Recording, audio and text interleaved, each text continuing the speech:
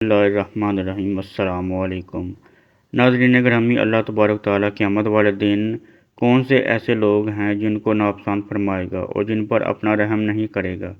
ناظرین گرامی، آج کل کے دور میں زنا سے بچنا کتنا مشکل ہے۔ نوجوانوں کا زنا سے بچنا بہت مشکل ہے۔ نوجوانوں کو تو چھوڑے ناظرین گرامی، آج کل کے دور میں جو بوڑھے انسان ہیں وہ اپنے آپ کو زنا سے کیسے بچائیں اور اس سے محفوظ کیسے رہ سکتے ہیں، کیونکہ زنا ایک ایسا جرم ہے جو ناقابل معافی ہے۔ قیامت والے دن اس کی سزا بہت بڑی ہے۔ ناظرین گرامی، نبی کریم صلی اللہ علیہ وآلہ وسلم نے ایک مرتبہ ارشاد فرمایا، 4 شخص ایسے ہیں جن سے اللہ تبارک تعالیٰ قیامت کے دن بات نہیں کرے گا اور نہ ہی انہیں پاک کرے گا اور نہ ہی ان کی طرف رحمت سے دیکھے گا، اور ایسے لوگوں کے لیے اللہ تبارک تعالیٰ نے دردناک عذاب رکھا ہے۔ ان 4 بدبختوں کا ذکر ہم اپنی آج کی ویڈیو میں کرتے ہیں، جن سے اللہ تبارک تعالیٰ نفرت کرتا ہے، اور یہ ان کے لیے بڑی وعید ہے۔ اللہ تبارک تعالیٰ ان سے محبت کی بجائے نفرت اور بغض رکھتا ہے۔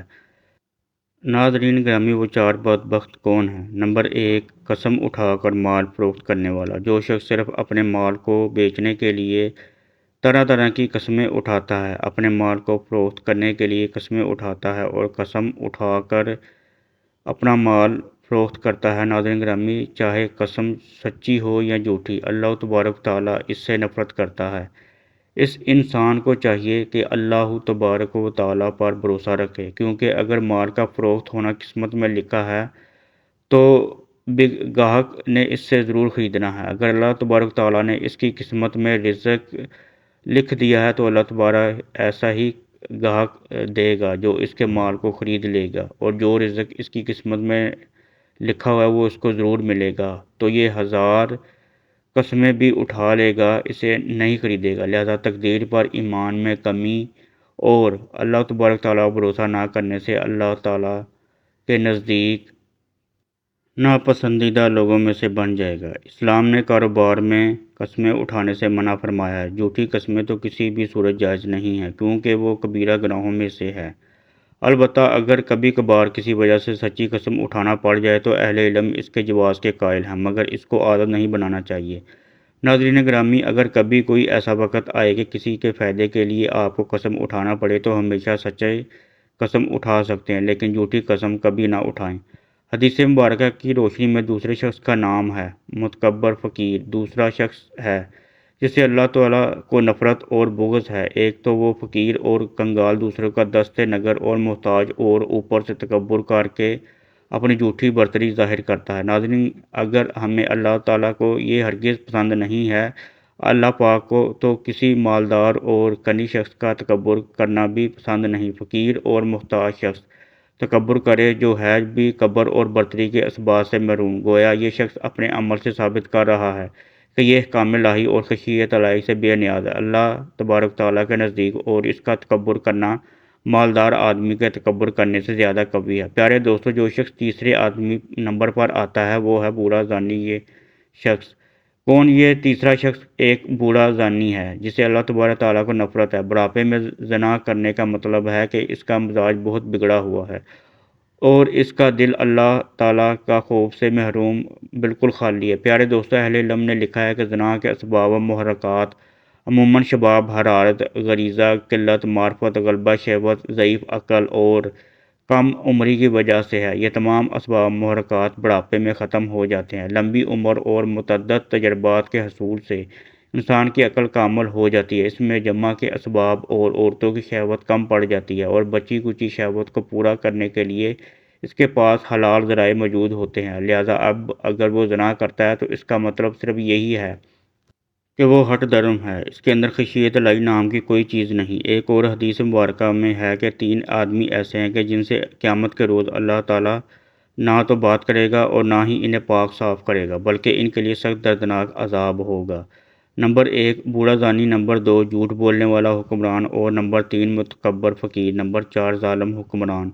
ناظرین گرامی، یہ جو چوتھا شخص ہے جسے اللہ تبارک تعالیٰ کو نفرت ہے، اللہ تبارک تعالیٰ نے اسے حکومت دی، اختیار دیے تاکہ یہ اللہ کی زمین پر اس کے بندوں کے درمیان عدل و انصاف قائم کرے، مگر اس کا معاملہ برعکس رہا۔ اختیارات کا ناجائز فائدہ اٹھایا۔ اس شخص نے اللہ کے بندوں پر ظلم و ستم کیا، حکومت کے نشے میں اس قدر غرق ہوا کہ لوگوں میں ظلم و ستم کرتا رہا، اور اپنی حکومت کے نشے میں اس قدر وہ روک ہوا کہ حقیقی بادشاہوں کے بادشاہ یعنی اللہ تعالیٰ ہی کو بھول گیا، لہذا یہ اللہ کے ہاں قابل نفرت اور مایوس ٹھہرا۔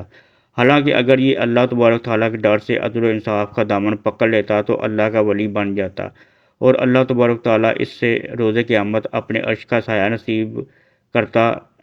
نبی پاک صلی اللہ علیہ وسلم نے ارشاد فرمایا، انسان کی تقدیر میں اس کے حصے کا زنا لکھ دیا گیا ہے، جس کو وہ خواہ مخواہ کرے گا تو آنکھوں کا زنا دیکھنا ہے، اور کانوں کا زنا سننا ہے، زبان کا زنا بات کرنا ہے، اور ہاتھ کا زنا پکڑنا اور چھونا ہے، اور پاؤں کا زنا جانا ہے، اور دل کا زنا خواہش اور تمنا ہے، اور شرمگاہ ان باتوں کو سچ کرتی ہے یا جھوٹ۔ ناظرین گرامی، حدیث مبارکہ کی روشنی میں محدثین کرام نظر کی دو قسمیں بیان کرتے ہیں۔ ایک فعلی زنا اور اجنبی مرد کا اجنبی عورت سے جنسی ملاپ زنا کہلاتا ہے، اور اس کی چند صورتیں ہیں: شادی شدہ اور غیر شادی شدہ کا زنا، اپنی محرم سے زنا، اجنبیہ سے زنا، بوڑھے آدمی کا زنا بالجبر زبردستی زنا کرنا۔ ان صورتوں میں اگر زانی شادی شدہ ہو تو اپنے اقرار یا کوہان شریک ثبوت سے زنا ثابت ہونے پر رجم کیا جائے گا، اور اگر غیر شادی شدہ ہو تو اس کو کوڑے لگائے جائیں گے۔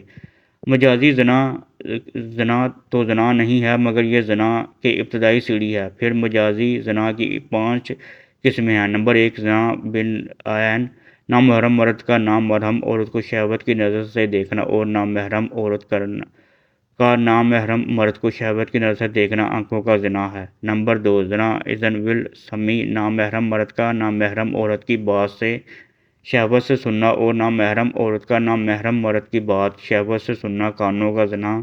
نمبر 3، زنا لسان، نامحرم مرد کا نامحرم عورت شہوت اور غلط بات کرنا، اور نامحرم عورت کا نامحرم مرد سے شہوت اور غلط بات کرنا زبان کا زنا ہے۔ نمبر 4، زنا الارکان، نامحرم مرد کا نامحرم عورت کو شربت سے چھونا، اور نامحرم عورت کا نامحرم مرد کو شہوت سے چھونا ہاتھوں کا زنا کہلاتا ہے۔